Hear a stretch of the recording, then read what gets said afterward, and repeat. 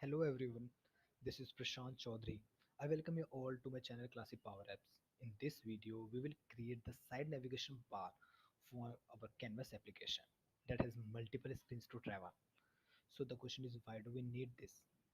If- Suppose we have multiple screens to travel. Okay, so on every screen, you might add more buttons. Adding more buttons means you are increasing the count of controls that are used in your Power application, and the more will be the count of the application, it will somewhere affect the performance of your application. Okay, so that's why we create the component, and in this component we are creating the side navigation bar.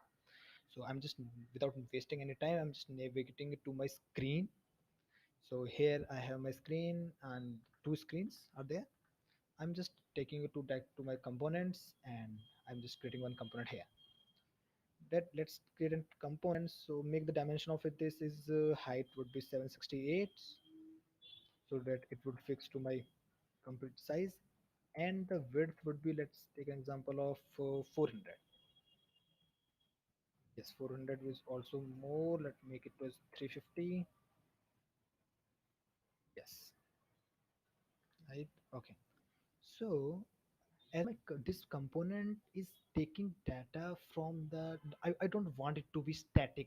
I don't want it to show that static icons for the screens. Okay, I wanted to show the dynamic data, so that if in future your more screens would be added to your application, you need not to edit your component. Okay, so we are making the component in such a way so that it will show the dynamic data in the navigation. So in order to show the dynamic data, we need to pass the table. Okay, and that table would be visible in the gallery control. So we'll use one gallery control here. Let's take an example of blank one. Okay, and yes, this is okay. And just decrease the size, and this too, and make the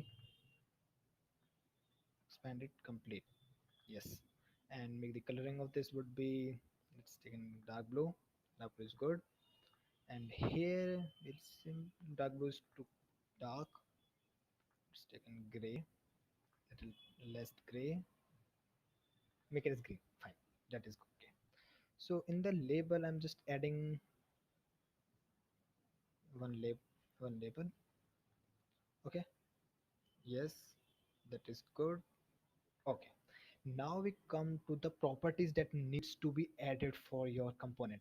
See, this component is showing the dynamic data, so it should have one table where you would be storing the updated data. So we'll pass one custom property as a table.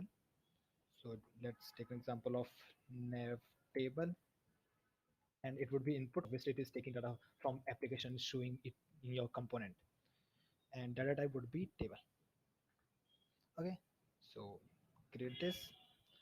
And one more property we are adding this, so that the user got to know, your component got to know at what screen user is present now, so that it can say yes, you are present at this screen. Okay, for making the better UI. You'll get to know about this thing later. So let's take present screen, a variable present screen, and it would be text type only. Let's get this, and I pass this some values in my nav table. So here I'm passing, removing these things, passing title, and let's say pass the title one. And the next, as this table is also taking the values, that is nothing, just the screen name. So it, we need to tell the system that that the value we are passing here is the screen name, CREEN, and it should be app.active is the app.active is the function that can be used to justify that the data we are passing here, that is just a screen name. So I don't know why it is not coming. App.active two screens. Yes, here it is. Okay, I'm just passing two so that we can see it here only. Control C, comma, Control V. This one now. and we merge this table to our input that we have passed. So it was the name of the component was the property was the nav table. Okay, we need to attach this to with that thing nav table. Okay, how we can get the properties? So we need to get the property by using the component name. So our component name is the component one. We can change it later as well. So we for now I'm just using component one, yes, and dot. Our table is the nav table. So here we have passed this, and this is the title. And we want whenever the user click on this button, click on this icon or this label, we need to send the user to different screen. Okay, so on the on select property of this label, just going to that side, and here we'll write we want user to navigate to that particular screen. Okay, this total screen. Yes, it is okay now, and yeah, there might be a case where you would like it to increase or decrease in size. Okay, so we are using one icon. Not it should be icon only. You can you can change to anything else if you would like to. I'm using for now, I'm just adding one button. Let's tools would be good. Let's take an example of tools. Okay, yes. Hmm. Yeah, it is good. And I'm just adding this is okay, and control C and control V one more, and I'm just removing the name from this. Okay, and these two I'm selecting and making them to page up. Should it should always be in the front, and the another one would be automatically down. Okay, I'm just making it expanding it so that it can occupy the complete space of my template. Yes, and now I'll go to the label fill property so that user got to know, so that this label this color would be different. Okay, so I'll pass if my component name was the component one dot, the property that is taking is the present screen. Okay, is equals to this item dot screen dot name. If the value that is coming as an input is equal to the particular screen name, then at the time we need it to be white in color. Otherwise, no color. No color means RGB A and 0, 0, 0, and 0. This is for the no color. Go bracket, and now we are done. Okay. Yes. And I'm one more thing in order to make it more attractive. I'm just making it little down. Okay. Yes, and I'm just making the color of this to green. No, this is too dark. Yes, now it is good. So, oh, yes, it is now good. And I'm just adding one more icon, hamburgers menu. Yes.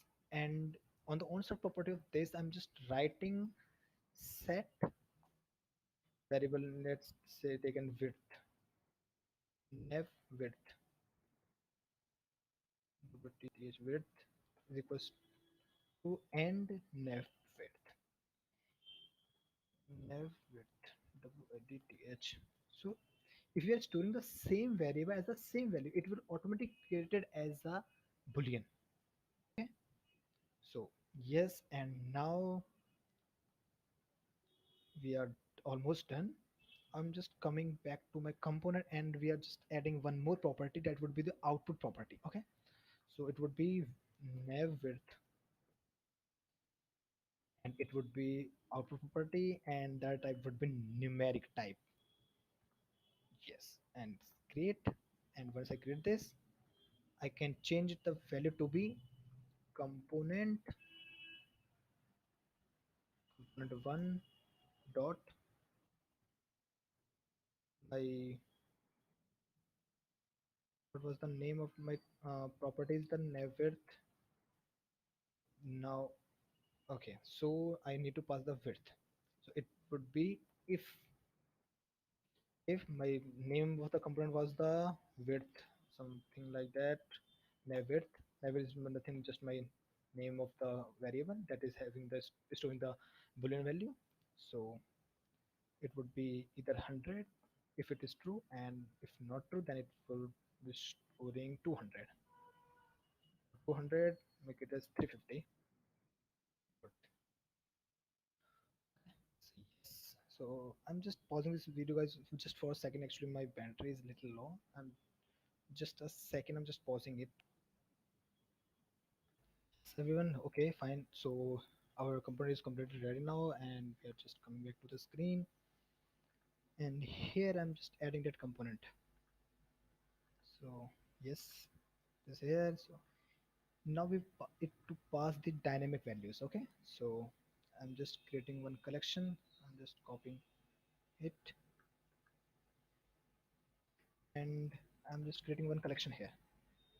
Okay, so it would be collect, which is used to create the collection, and let's say nav table data with control paste. Yes, and to just yes everyone. So here I'm just changing the name.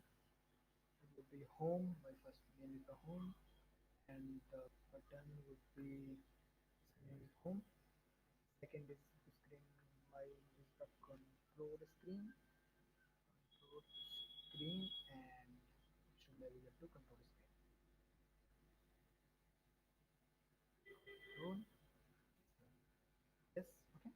And now I'm just creating the collection. My collection is written now, and I'm just using the name. Just change the pointing of this. And editing, yes, okay. And now I wanted to change the width of this. So I just go to the width, and then my component name here is the component one. And output property was the nav width.